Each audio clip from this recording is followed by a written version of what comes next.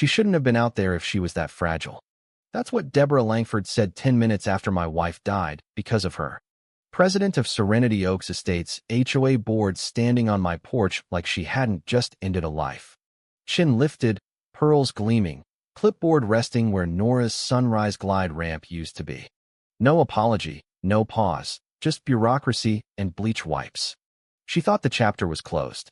She didn't know I'd buried defense-grade vibration sensors under every anchor bolt, tech I used designing secure perimeters for overseas contractors. Those babies logged entry times, voices, even the exact pressure of boots on the deck when her crew ripped the ramp away. And they were still pinging live to my encrypted server. If you want to see what happens when an HOA Karen gets caught violating ADA law on federal surveillance footage that could bury her whole board, stick around. I'm Ethan Caldwell. 22 years as a defense contractor engineer specializing in adaptive infrastructure, and I didn't hang up my boots to watch my wife suffocate in a house I retrofitted just for her. We picked Serenity Oaks because the flat lots meant no slope issues for Nora's MS. The driveway wide enough for paramedics. The porch pitched perfectly for independent wheelchair rolls. And that custom cedar ramp? I built it with Nora's hands guiding mine, subtle vine engravings she called her path to sunrise. Every morning she'd glide down it on her own, feeling the breeze, until Debbie decided it disrupted the visual harmony of the community. We'd been cited before.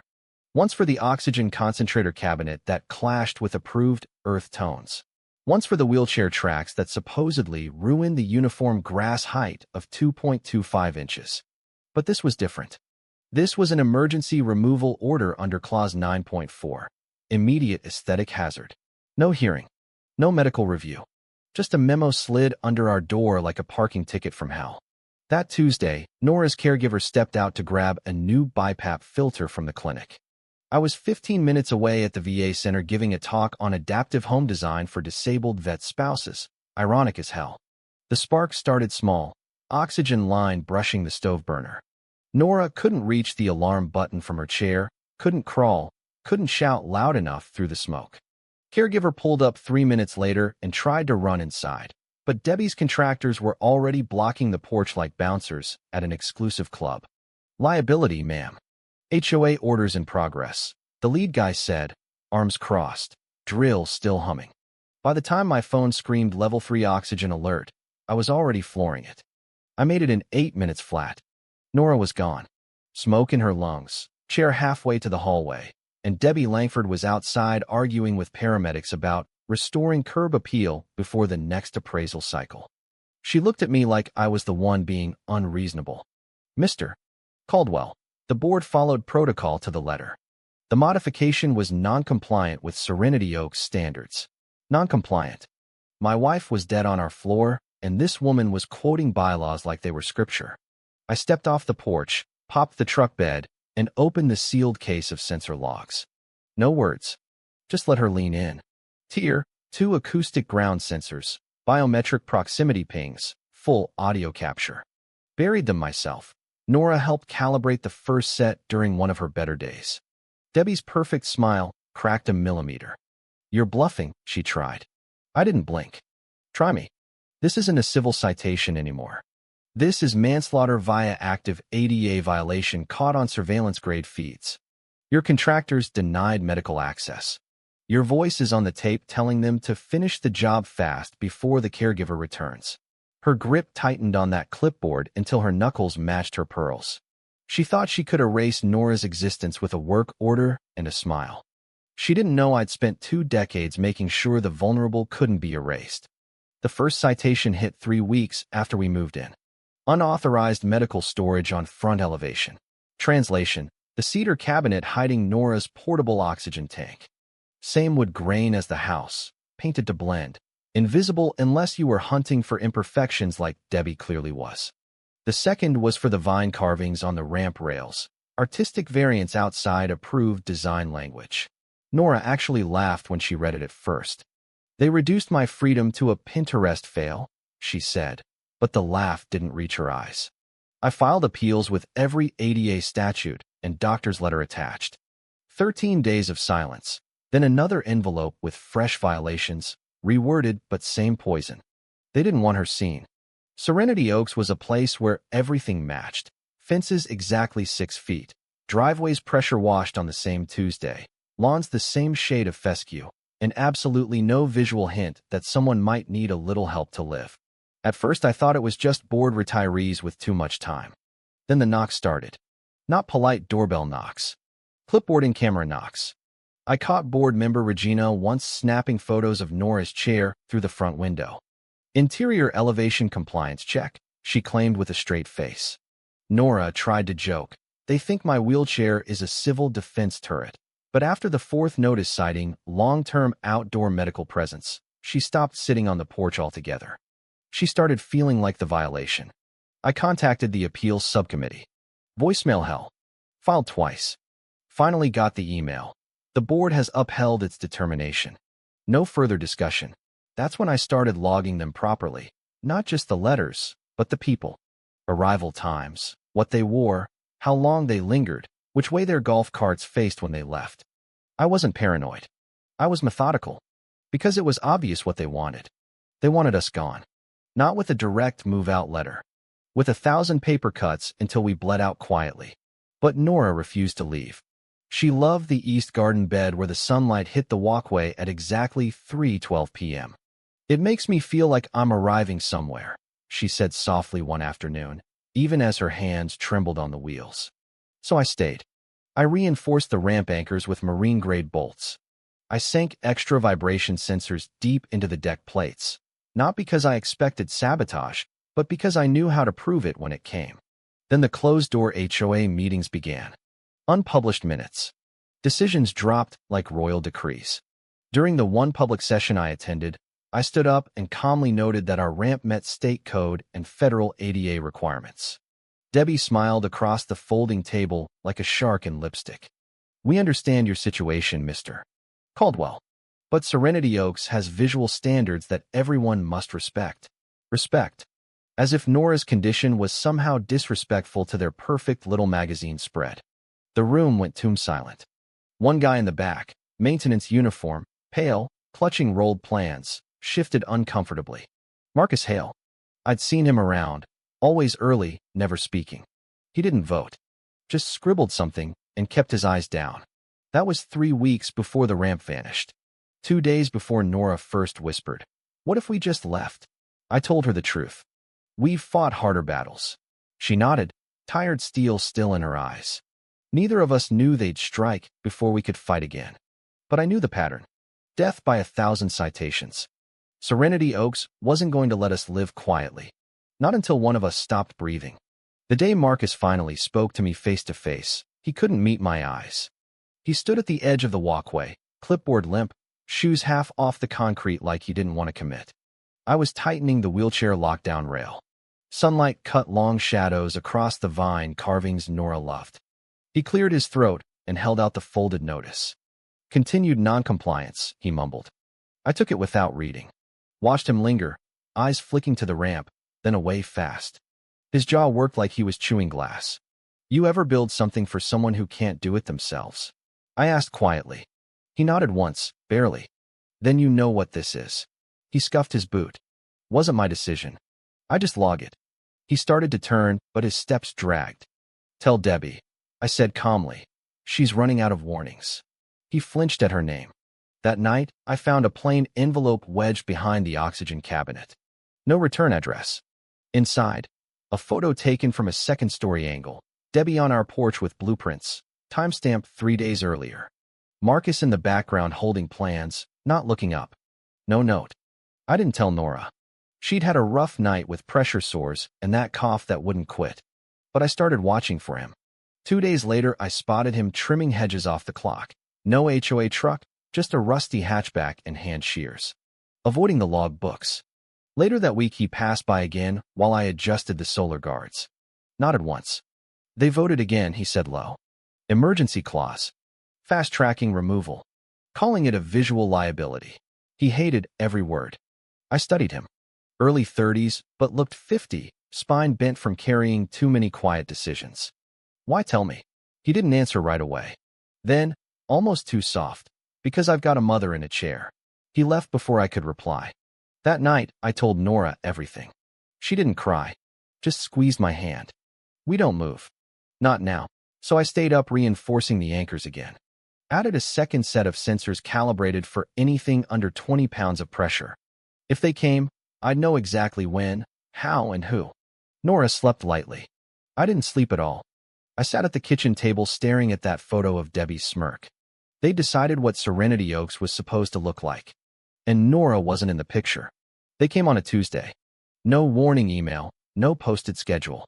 Just a plain white truck and two guys I didn't recognize with drills and crowbars. They didn't knock. I was home. They didn't care. I stepped out and closed the screen door. Nora was in the back room with headphones on, watching bird documentaries. I kept my voice low. You're trespassing. The shorter one flashed a cheap folder stamped with the Serenity Oak seal. Emergency Remediation Order, Clause 9.4. Structural and visual hazard. I asked for the certified inspection. The tall one smirked. We don't have to answer questions. Board signed off. We're covered. They moved toward the ramp. I stepped in front. You're not touching medical equipment without city approval. The short one shrugged. Debbie approved it. We're good. They didn't realize they'd just admitted the board never held a proper vote. I stepped back inside, synced the sensors. The primary unit blinked red. They'd already touched the first bolt. Every vibration, every muttered word now logged. I watched 60 seconds more. Then I called the VA legal hotline with the exact phrase for hostile local interference. Active ADA breach. Medical access denied. They finished in 14 minutes. Ripped the ramp apart like it was garbage. Laid the pieces on the lawn without checking if anyone inside needed it. I didn't stop them. They'd already given me exactly what I needed. Illegal removal, denied access, no permits, no documentation. Everything on record. After they left, I sat beside the splintered vines Nora had traced with her fingers. Her initials were hidden on the bottom post. Exposed now. Cracked where the drill jumped. I collected every piece, documented every scuff, every crowbar mark. Anger would come later. Right now I was gathering fuel. Because ADA violations don't vanish when the ramp does, especially when the structure was VA approved, state waived, and tied to a living medical plan. And especially when the removal happened while the patient was still inside. My thermal interior monitors, placed weeks earlier just in case, showed the exact moment she tried to move. Heat spike at 4:31 p.m. She attempted twice to shift toward the door. Failed. The vent fan HOA maintenance had disabled for routine checks, never kicked on.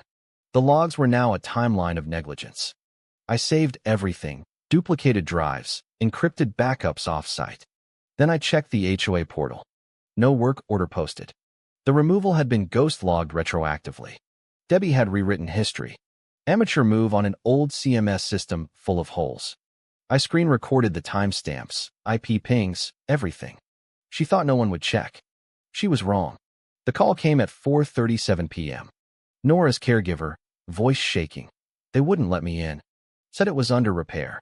I was already running. I'd been 15 minutes away finishing my VA presentation on emergency egress. My phone buzzed again, oxygen drop zone 3. When I screeched into the driveway, the ramp panels lay scattered like broken bones across the grass. Caregiver stood sobbing, hands black with soot. Front door wide, smoke curling from the kitchen. I ran through, sidestepping nails and cedar shards. The stove was off now. Oxygen line charred through. Nora's chair halfway down the hall. Paramedics were lifting her when I reached them. No sirens. Just quiet protocol. The lead EMT gave me the look that said it had been over before the call. At the ER, they let me sit with her. She was already gone. Hands cool, medical bracelet still perfect on her wrist. They called it smoke inhalation. No burns. Just a failure of exit, because someone made sure there was no exit. I left after midnight. Back home, the empty porch mocked me. But the sensors were still online. The outdoor logs showed everything. Contractors blocking the caregiver at 4:25, argument at 4:27, smoke at 4:30, caregiver finally breaking through at 4:31. Time-stamped proof of deliberate obstruction. This wasn't a citation war anymore. This was criminal. I closed the files and sat in the dark. No tears. Something colder settled in. I pulled out the HOA charter. Clause 9.4. Blank check for whoever held the clipboard. No oversight. No city permit on record. They'd done this solo. And someone had watched it happen. I zoomed the frame. Marcus in the background. Witness. He showed up at dusk. Soft knock on the back door like he was afraid of his own shadow. Gray maintenance uniform. Hat in hand. Eyes red. He didn't step inside until I nodded. I tried to stop it, he said. Told Debbie it wasn't safe. She said it wasn't about safety. Aesthetic preservation. Board received complaints the ramp made the neighborhood look like a rehab center. Lowered perceived value. His voice cracked. She told us to use clause 9.4, log it fast, no paper trail. Had Jeremy falsify the job under my code. I didn't touch it. I just stood there. He pulled a scratched USB from his coat. Internal board recording. Last Friday. I left the mic running under the projector cart. Unedited. I took it. I didn't mean for her to die, he whispered. I looked at him. Watching someone drown doesn't require pushing. Just not throwing the rope. He nodded. He knew. I plugged the drive in offline. Playback started mid-sentence. Debbie's voice, crisp and casual. I don't care if she's got a doctor's note the size of Texas. That thing is an eyesore, and we're not running a charity. This is Serenity Oaks, not a convalescent home. Someone laughed faintly. Debbie again. If he complains, clause 9.4 covers us. Safety is subjective. We'll say a bolt was loose. Besides, the woman's barely mobile. She won't be outside much longer. Pause. Then, she chose that life. First it's a ramp, then awareness banners, then suddenly everyone thinks their problems give them permission to ruin the street. Another voice, Regina. She does sit outside sometimes. Debbie. Good. Let her watch it come down. I paused the file. Timestamp matched the day before removal. Marcus stared at the floor. That's enough, he asked. More than enough, I said. I slid the drive next to the sensor logs and opened a new folder. Doge Prep. Verified. I started with the VA internal channel for service-connected housing rights. Packaged everything. Ramp certification, Nora's medical waiver, sensor data, thermal maps, full audio, Marcus's affidavit. 3 copies. VA, DOJ civil rights. Private firm run by ex-JAG officers I trusted with my life. While the wheels turned, I activated the rest. Contacted the Disabled Veterans Housing Coalition. Their reply came in 90 minutes. They've been waiting for a case like this. 2 prior quiet settlements in Serenity Oaks. MS patient cited for non-cast iron railing. Blind widow fined for tactile sidewalk. Both families left. This time the victim was dead, and I had the president ordering it on tape. Debbie hadn't just broken the law. She'd manufactured an emergency to bypass it. No inspection. No permit. Retroactive logs. I printed the ghost entries with timestamps and mailed backups to 2 retired teammates with media contacts. But I didn't go public yet. I let her think it was containable. Let her send threatening letters about unlawful distribution of private records. Let her lean on neighbors with whispers. Meanwhile, I filed with county code enforcement. Not about the ramp, but unauthorized contractor work without permits in an ADA zone. That triggered an automatic review. No valid permits existed. Her crew, her order, her falsified logs, all now under formal investigation. The dominoes started falling. Thursday, I got the DOJ call back. Inquiry opened. Unannounced visit scheduled for the following week. They wanted sworn testimony from an internal witness. Marcus had already signed. His hand shook on the pen, but he didn't hesitate. I checked my automation script. If anything happened to me, 3 servers would auto-release the full package to veteran groups and 1 trusted journalist. Debbie thought power was permanent. She confused silence with surrender. She didn't realize everything I built was layered, redundant, precise. I'd spent half my life breaching enemy lines under radio silence. This time I wasn't breaching. I was exposing. I built the list. 12 names, full board past and present.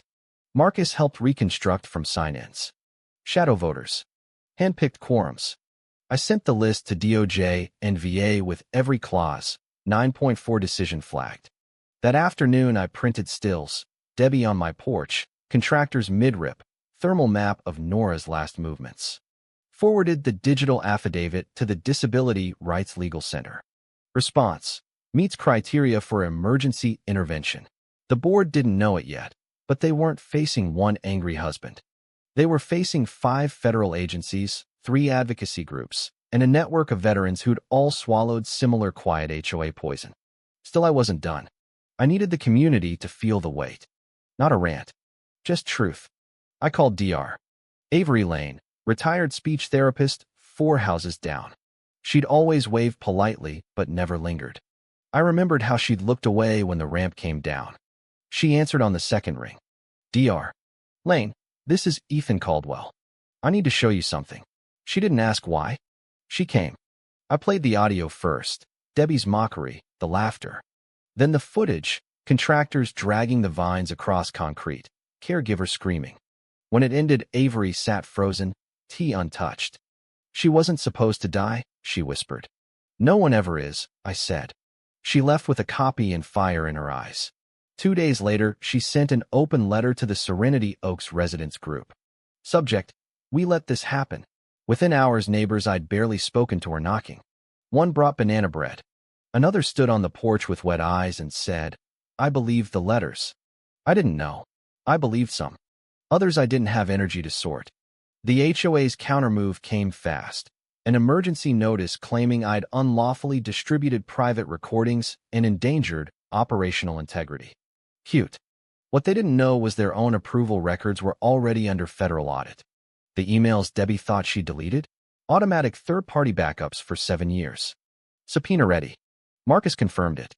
You're going to hear from the media, I told him. He looked down. I deserve it. No, I said. You deserve to testify. He nodded. On the day I finalized the DOJ briefing file, I stood outside staring at the bare patch where the ramp had been. Grass growing taller over the bent bolt still sticking from the porch. I ran my hand across the wood where Nora's initials once hid. We weren't finished, but the tide had turned. The federal team arrived at 9:06 a.m. 2 unmarked SUVs, tinted windows. They didn't knock softly. Went straight to the HOA office behind the community center. Debbie wasn't there, probably watching from behind her lace curtains 2 blocks away. But DOJ didn't need her present.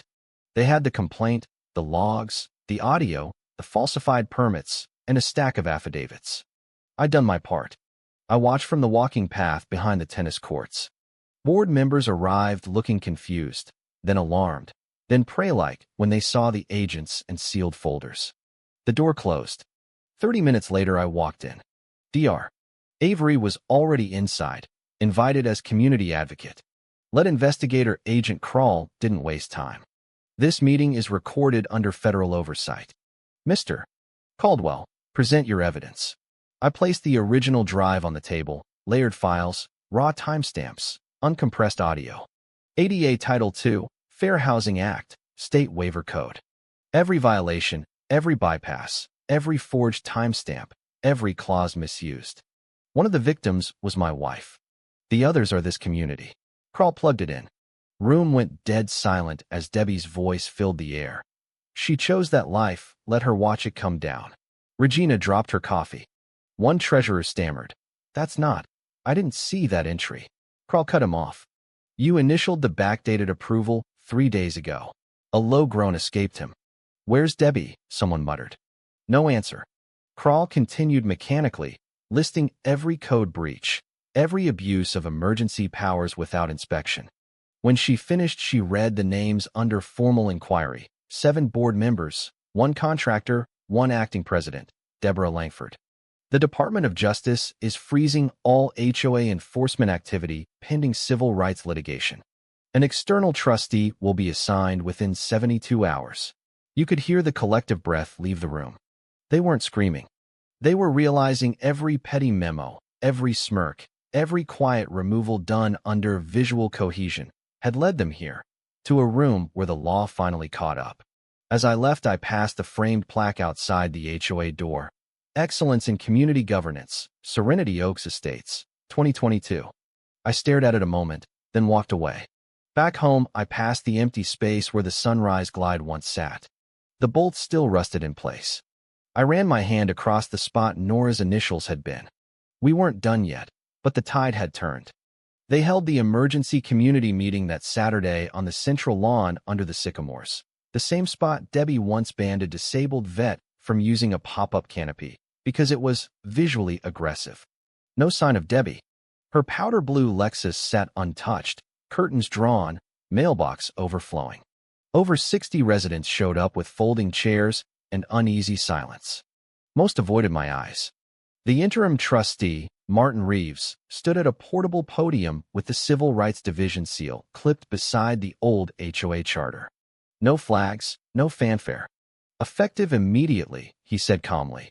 The Serenity Oaks HOA board is suspended under federal review. All enforcement actions paused. External oversight until reorganization. Whispers rippled. He continued without mercy.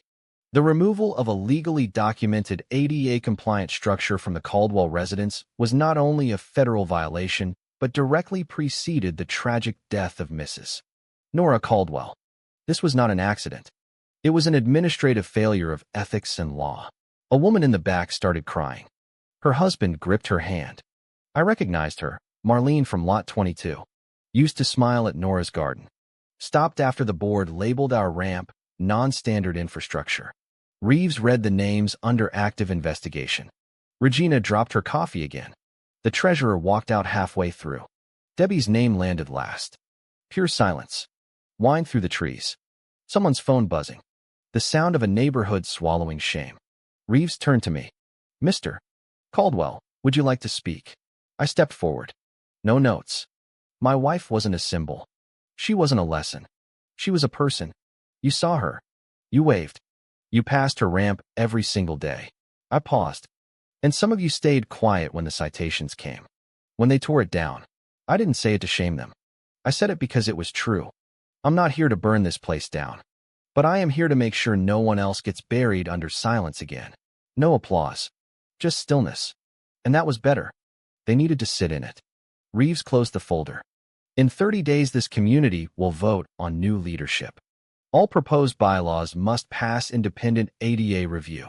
Meeting over. As people filed out, some approached. Small nods. Quiet apologies without names. One woman handed me a photo Nora had painted for a community art drive, the only one rejected for not fitting the theme. She was better than all of us, she whispered. They didn't need my forgiveness. They needed to remember what silence costs. The new ramp wasn't identical. I couldn't recreate the exact vines. Those were Nora's. So I built something stronger. Wider base for public access. Treated cedar that would last decades. Smooth curved railings. A bench at the bottom for rest or reflection.